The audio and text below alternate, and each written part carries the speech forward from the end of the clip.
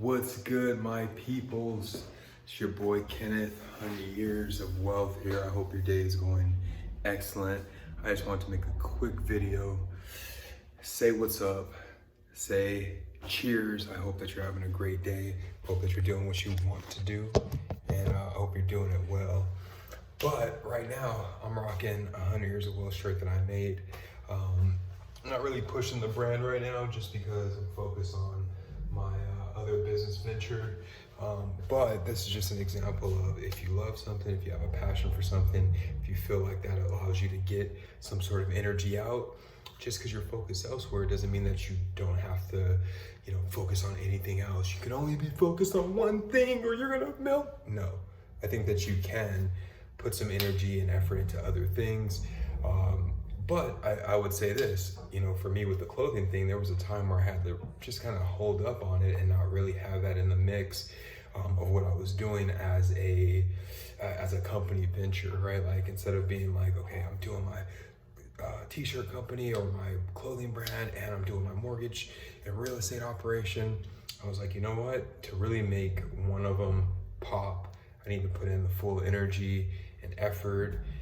And one of the things that Kobe told me a long time ago, he didn't tell me, but one of the things that I learned from Kobe Bryant a long time ago was that when you're so zoned in on something, when you're so focused on a sport, an instrument, making beats, being an attorney, starting your real estate company, growing your business, making a clothing brand, whatever it is that you're focused in on, when you really are actually zoned in and focused on, that's when you start to notice the little things, right? Like Kobe, after I have a basketball court at my house. I love basketball.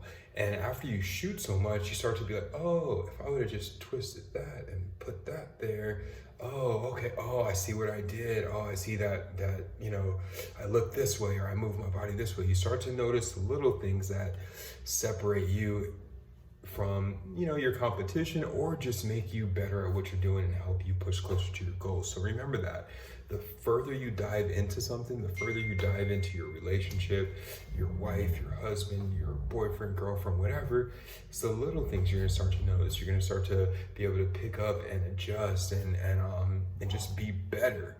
So I say that to say that I kind of, for a while I was juggling a couple of things. I had my mind in different places, and then I was like, nope, I'm gonna completely zone in and focus on one thing. That's streamhomeloan.com, the mortgage brand, and we're doing great. We're growing, but I did carve out a space in my life to still be able to create, still be able to dabble, still be able to get out that creative energy that I have in me. So I'm not feeling like I am not doing things that I like. I might not be pushing it as a business right now or looking to make any money off of it, but I still get to create. I still get to be, dive into the passions that I have.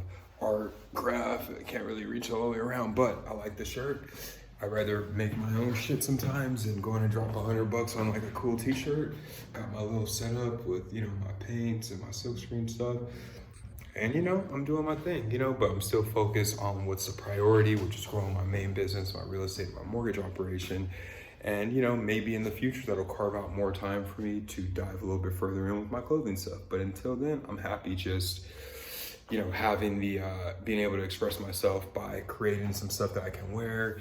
And now I got my friends and family saying, hey, make me one or whatever. But my point in this whole little message was, you don't got to give up your passion just because you're focused elsewhere. You don't got to become a suit and tie person just because you're in a business that traditionally expects that. Me, like a few years ago, I bought a bunch of suits because I was like, all right, I'm going to start going into, offices and this and that. And that just never worked for my vibe. You know what I mean? Like, I love the mortgage industry. I love real estate. I think it's a great business. And I think it creates great opportunities for a lot of people to go from low income to very high income. But I really didn't like the idea of having to wear a suit and having to play the old game. And I learned that you don't have to. You just have to be good at what you do. You have to focus. You have to put in the time, the effort, and energy.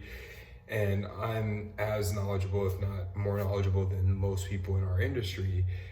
And that's all while wearing the t-shirt that I made, all while doing what I want to do, all while rocking my dreads.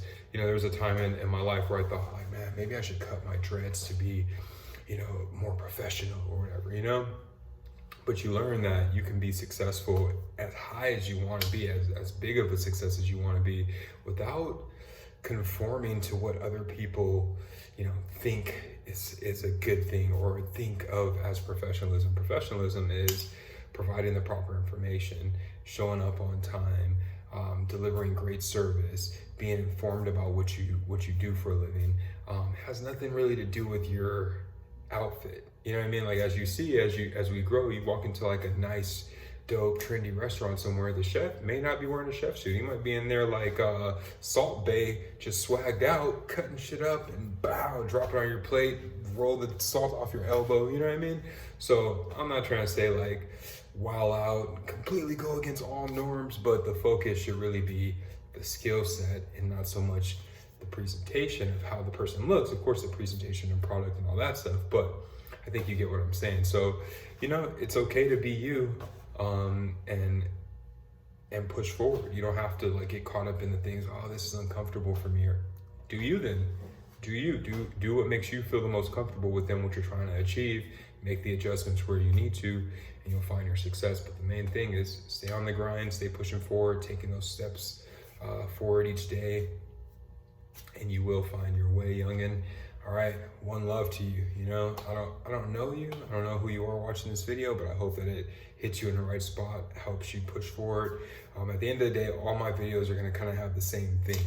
You could do whatever you want to do. You just gotta focus, and it doesn't have to be some like outrageous Tony Robbins crazy focus. It needs to be just a human. Humans have moments of up and down. Humans have moments of lack of focus. Humans have moments of stress. But as long as you keep pushing forward, you're gonna find yourself there. Now, the better you make adjustments along the way, the quicker you make adjustments when you're going against or you're going outside of what you're looking to achieve, the faster you get there, And we all have adjustments to make to get there.